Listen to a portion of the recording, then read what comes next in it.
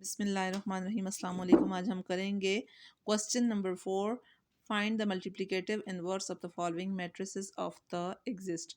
तो ये हो जाएगा इसका क्वेश्चन नंबर 4 का फर्स्ट पार्ट है। 4 का फर्स्ट पार्ट है तो ए इज इक्वल टू 4 1 3 एंड 1। तो आपको मल्टीप्लिकेटिव इनवर्स का पता है। जब हम ए का अगर इनवर्स लेते हैं तो वो किसके इक्वल होता है। A inverse is equal to one of A determinant one by A determinant into adjoint of ए।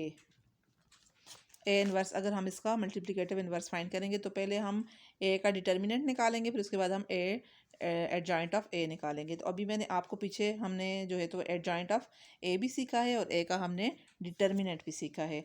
तो सबसे पहले हम ए का डिटर्मिनेंट करेंगे। ए का डिटर्मिनेंट फाइंड करने के लिए हम ए का डिटर्मिनेंट लेंगे। तो 4 1 3 1। तो अब जब हम इसका डिटर्मिनेंट लेते हैं तो हमारे पास क्या आता है। इसका डिटर्मिनेंट 4 का डिटर्मिनेंट आता है 4 multiply by 1 and minus 1 multiply by 3। तो ये हमारे पास 4 1 ज़ार 4 और 3 1 ज़ार 3 माइनस 3। 4 में से 1 3 गए तो 1 रहता है। तो हमारे पास जो ए का डिटर्मिनेंट आ रहा है वो हमारे पास 1 आ रहा है। अब इसके बाद हम एडजॉइंट ऑफ ए निकालेंगे। तो एडजॉइंट ऑफ ए जो है वो हमारा बनता है। एडजॉइंट ऑफ ए हम कैसे निकालेंगे आपको पता है कि फर्स्ट एडजॉइंट ऑफ ए जब हम फर्स्ट और लास्ट की जगह चेंज हो जाती है और सेकंड और थर्ड का साइन चेंज हो जाता है। तो ये हमारे पास ए। अब देखें हम इसका इन्वर्स निकाल सकते हैं क्योंकि हमारे पास एडजॉइंट ऑफ ए भी आ गया और हमारे पास ए का डिटर्मिनेंट भी आ गया। तो अब हम लिख सकते हैं हमें पता है A inverse is equal to 1 by A determinant into adjoint of A है। तो अब हम लिखेंगे 1 बाई ए, 1 अपनी जगह पर और ए की जगह पर उसका डिटर्मिनेंट 1 आया। एडजॉइंट ऑफ ए हमारे पास क्या है। एडजॉइंट ऑफ ए हमारे पास है 1 -1 -3 एंड 4। अब आपको पता है कि जब ए का डिटर्मिनेंट जब हम इसका निकालेंगे तो ये हम 1 जो है वह सब के साथ, ये वाला जो 1 है ना, ये सब के साथ डिवाइड हो जाएगा। कैसे 1 बाय 1, क्योंकि 1 तो किसी भी चीज़ के साथ डिवाइड हो उसका कोई आंसर तो नहीं होता, वही आंसर आता है। लेकिन फिर भी मैं आपको समझाने के लिए करती हूँ। -3/1 4/1, ये डिवाइड जब होगा तो हमारे पास वही आंसर आ जाएगा 1 -1 -3 एंड 4। उसके बाद है हमारे पास क्वेश्चन नंबर 2। लेकिन एक चीज़ मैंने आपको यहाँ पर और भी समझानी थी कि जब हम इसका डिटर्मिनेंट लेते हैं, यहाँ पे ए का डिटर्मिनेंट लेते हैं, अगर कि इसका आंसर ज़ीरो आ गया तो फिर ये मतलब अगर ज़ीरो आ गया तो ये सिंगुलर हो जाएगा। तो सिंगुलर जो है वो आगे सॉल्व नहीं होता है। तो आपने अब देखा है यहाँ पर इसका आंसर 1 है तो ये नॉन सिंगुलर है, तब ये आगे जाके ये जो मैट्रिक्स है वो एग्जिस्ट किया है इसने। अब आगे जाते हैं हम इसका क्वेश्चन नंबर इसका बी देखते हैं। बी पार्ट 2 का बी जो है वो B is equal to 3 4 1 and 2 है। तो अब देखें वही अब इसका इन्वर्स आएगा। तो B inverse is equal to 1 of B determinant into adjoint of B आ जाएगा। तो फिर हम देखेंगे उसी तरह जैसे हमने पिछले सवाल में किया था कि 1 बाई बी का, तो फिर हमने पहले इसका बी का डिटर्मिनेंट निकालना था। बी का डिटर्मिनेंट हमारे पास हो जाएगा 3 4 1 2। तो डिटर्मिनेंट जब हम इसका निकालेंगे तो ये हो जाएगा 3 multiply by 2 minus 4 multiply by 1। 3 2 ज़ार 6 माइनस 4, तो ये हमारे पास आ जाएगा 2। बी का जो हमारे पास डिटर्मिनेंट आता है वो आ गया 2।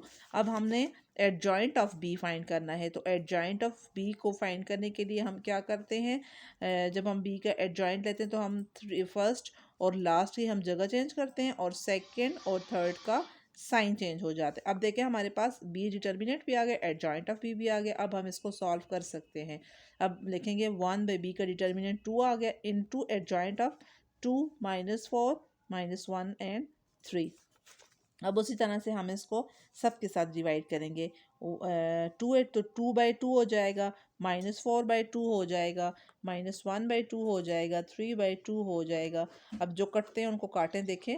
2 1 ज़ार 2, 2 1 is 2, 2 2 ज़ार 4, और ये आपस में नहीं करते। तो ये हमारे पास आ जाएगा 1 -2 -1/2 एंड 3/2। तो ये हमारे पास आ गया P इनवर्स। अब आगे इसका पार्ट थर्ड है, C is equal to 4 -3 -1 and 2।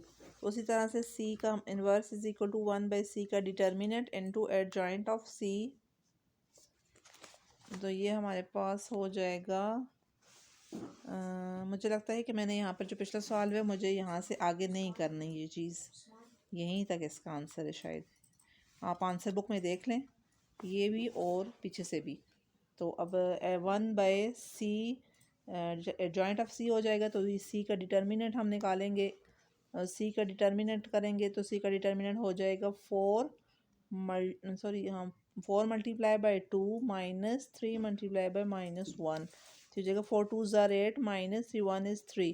तो 8 में से 3 गए तो हमारे पास 5 इसका आंसर आ जाता है। ये हमारे पास डिटर्मिनेंट आएगा। तो अब एडजॉइंट ऑफ C करेंगे, तो एडजॉइंट ऑफ C के लिए हम फर्स्ट और लास्ट की जगह चेंज मैं डायरेक्ट ही कर देती हूँ, और यहाँ पर 3 हो जाएगा, यहाँ पर 1 हो जाएगा। अब हम लिखेंगे A inverse is equal to 1/A का determinant into adjoint of C का डिटर्मिनेंट एडजॉइंट ऑफ C। तो ये हमारे पास हो जाएगा 1/5 इंटू 2 3 1 4। आई थिंक कि यहीं तक इसका आंसर है, आगे सॉल्व नहीं करना, वो नेक्स्ट क्वेश्चंस में करना है। अब इसका हम करेंगे पार्ट डी। पार्ट डी करेंगे 0 -3 2 4। उसी तरह से हम करेंगे D inverse is equal to 1/D का determinant into adjoint of D. तो पहले हम D का डिटर्मिनेंट निकालेंगे, तो वो हो जाएगा 0 × 4 -3 × 2। तो ये हो जाएगा 4 0 0s are 0 -3 2s are -6। तो ये हो जाएगा 0 -+ 6। तो डिटर्मिनेंट आ जाएगा 6। उसके बाद हम इसको करेंगे एडजॉइंट ऑफ D। एडजॉइंट निकालेंगे, एडजॉइंट ऑफ D हम करेंगे, तो ये एडजॉइंट ऑफ D हमारे पास हो जाएगा फर्स्ट एंड लास्ट की जगह चेंज, सेकेंड एंड थर्ड की साइन चेंज। तो हमारे पास आ जाएगा D inverse is equal to 1/D का determinant into adjoint of D। तो 1/D का डिटर्मिनेंट आ गया 1/6 और एडजॉइंट आ गया 4 3 -2 एंड 0। इसका पार्ट 4 हो गया। अब इसके बाद हम इसका करेंगे पार्ट 5। पार्ट 5 में उन्होंने किया हुआ है I is equal to 1 0 0 1।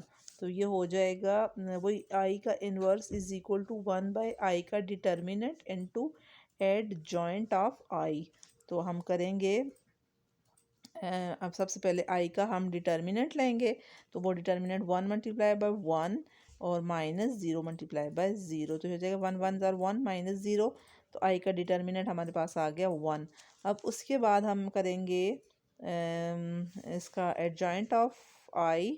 Adjoint of I किया तो वो हो जाएगा फर्स्ट एंड लास्ट की जगह चेंज, सेकेंड और थर्ड का साइन चेंज। तो ये हमारे पास आ जाएगा 1/1 इंटू 1 -0 -0 1। तो ये डिवाइड होकर फिर वही हो जाएगा 1 -0 -0 1। यही इसका आंसर है। ये हमने आज क्वेश्चन नंबर 4 के सारे पार्ट कर लिए हैं।